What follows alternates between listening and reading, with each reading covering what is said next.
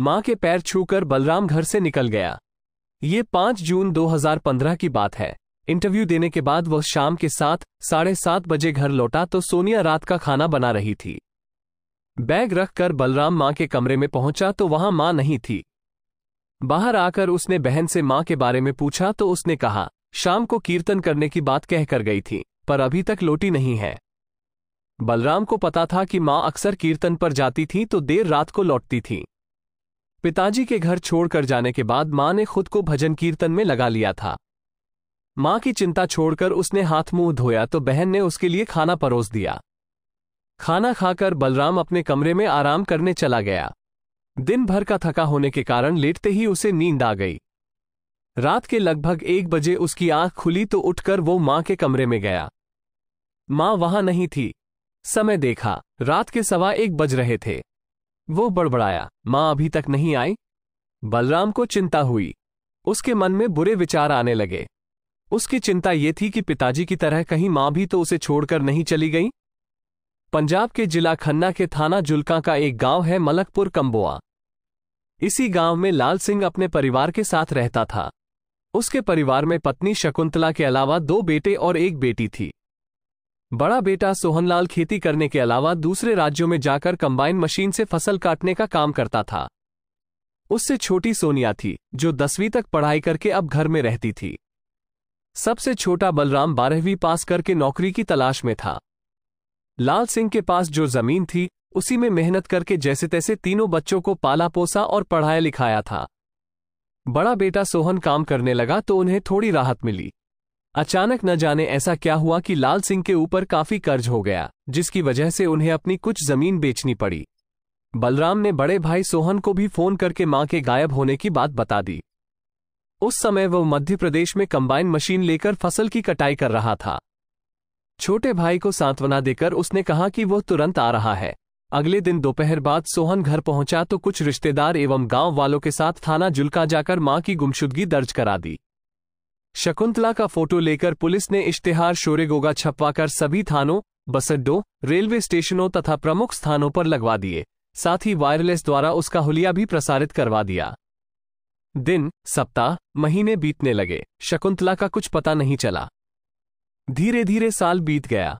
उसकी गुमशुदगी के रहस्य से पर्दा नहीं उठ सका। सोनिया और सोहन ने तो संतोष कर लिया, पर बलराम, जो मां का चहेता भी था, वह मां के गायब होने के रहस्य को जानना चाहता था। इसलिए मार्च 2016 में उसने मां की गुमशुदगी की एक चिट्ठी लिखी और खन्ना जाकर एसपी जसकरण सिंह तेजा से मिला।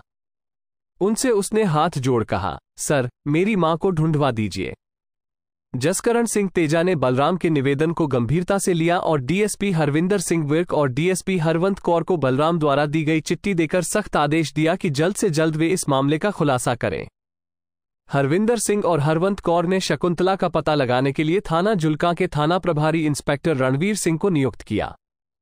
उनकी मदद के लिए इंस्पेक्टर जगजीत सिंह को लगा दिया गया। शकुंतला की गुमशुदगी की फाइल को निकालकर फिर से जांच शुरू हुई। पुलिस अधिकारियों ने अपने मुखबिरों को भी शकुंतला की गुमशुदगी का रहस्य पता करने को लगा दिया। शकुंतला के दोनों बेटों, बेटी तथा रिश्तेदारों से भी पूछताछ की गई। सोहन उन दिनों मध्य प्रदेश में था। उससे छोटा बलराम इंटरव्यू देने चंडीगढ़ गया था। सिर्फ बेटी सोनिया ही घर में थी। पूछताछ में पुलिस ने देखा कि सोनिया बार बार बयान बदल रही है।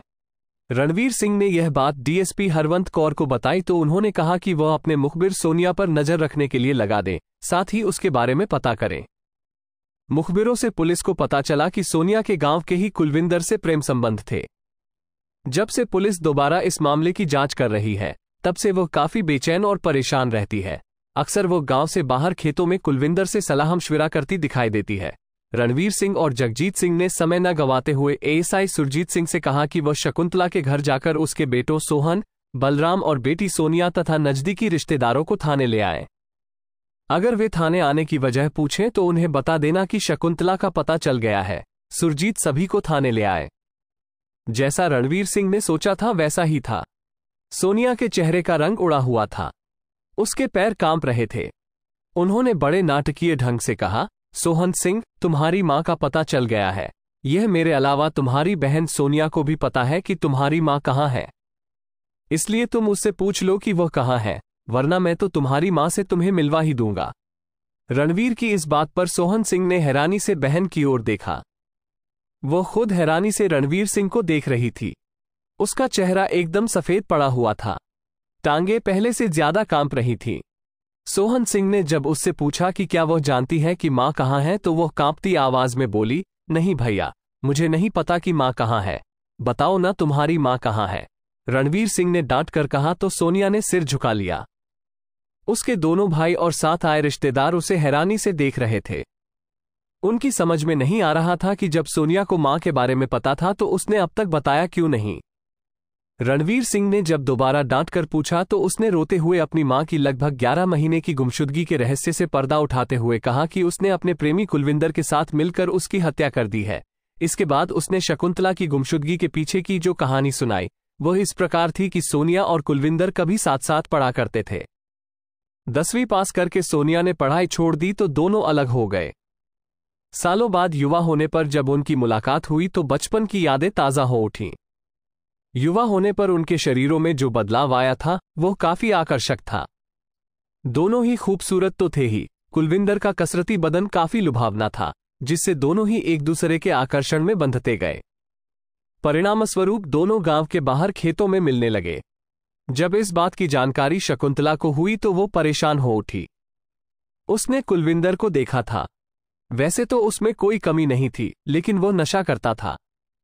इसके अलावा वो दूसरी जाति का भी था। यही वजह थी कि शकुंतला ने बेटी को मर्यादा में रहने को कहा।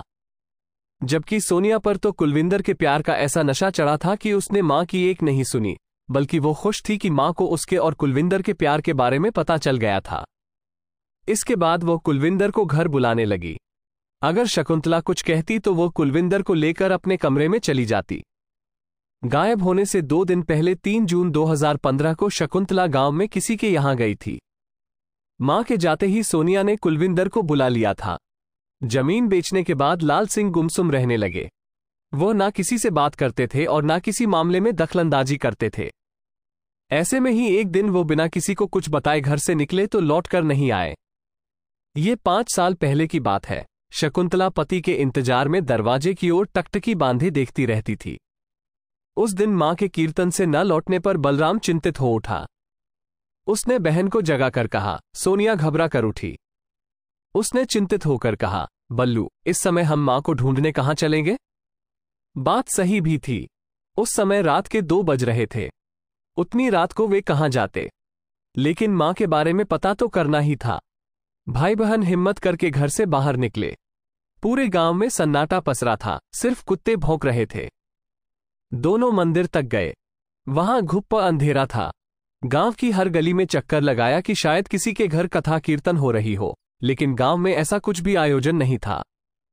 सवेरा होने पर बलराम ने मंदिर जाकर पूछा तो पता चला कि शकुंतला तो कल मंदिर आई ही नहीं थी। थोड़ी ही देर में शकुंतला के गायब होने की बात पूरे गांव में फैल गई। हर कोई अफसोस जता रहा था कि 5 साल पहले बच्चों का बाप गायब हो गया और अब मां गायब हो गई। गांव के कुछ लोग भी शकुंतला की तलाश में लग गए। अचानक शकुंतला आ गई और उसने सोनिया और कुलविंदर को आपत्तिजनक स्थिति में पकड़ लिया। कुलविंदर तो डर के मारे भाग गया। बेटी को शकुंतला ने खूब खरी खोटी सुनाई। चुप रहने के बजाय सोनिया विद्रोह कर बैठी। उसने मां को धमकाते हुए कहा, सुन मां, अगर मेरे और कुलविंदर के बीच कोई आया तो मैं उसे छोड़ूंगी नहीं। फिर उसी दिन शाम को सोनिया ने कुलविंदर के साथ मिलकर मां को ठिकाने लगाने की योजना बना डाली। उसने ये योजना कुलविंदर को समझा दी। 5 जून को सोनिया ने दोपहर को खाना बनाया और मां के खाने में नींद की गोलियां मिला दी। खाना खाने के कुछ देर बाद ही शकुंतला गहरी नींद में सो गई थी। सोनिया ने मां को हिलाडुला कर देखा। जब देखा कि मां होश खो बैठी है तो उसने फोन करके कुलविंदर को बुला लिया। कुलविंदर के आने पर सोनिया ने उसे फावड़ा देकर आंगन में गड्ढा खोदवाया और शकुंतला की गला दबाकर हत्या कर दी। इसके बाद लाश को उसी गड्ढे में डालकर मिट्टी भर दी।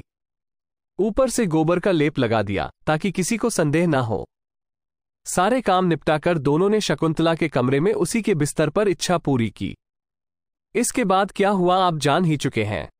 सोनिया के अपराध स्वीकार करने के बाद शकुंतला की गुमशुदगी को हत्या में तब्दील कर सोनिया और कुलविंदर को दोषी बनाया गया।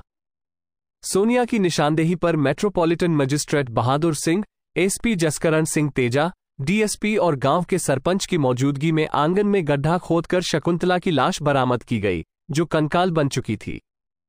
लाश का पंचनामा तैयार कर फॉरेंसिक लैब भेजा गया। इसके बाद सोनिया को गिरफ्तार कर अदालत में पेश कर 1 दिन के पुलिस रिमांड पर लिया गया। चूंकि कुलविंदर फरार हो चुका था, इसलिए रिमांड खत्म होने पर सोनिया को पुनः अदालत में पेश किया गया, जहां से उसे जेल भेज दिया गया। पुलिस कुलविंदर की तलाश कर रही है। ऐसे ही क्राइम कहानी सुनने के लिए हमारे चैनल को सब्सक्राइब जरूर करें।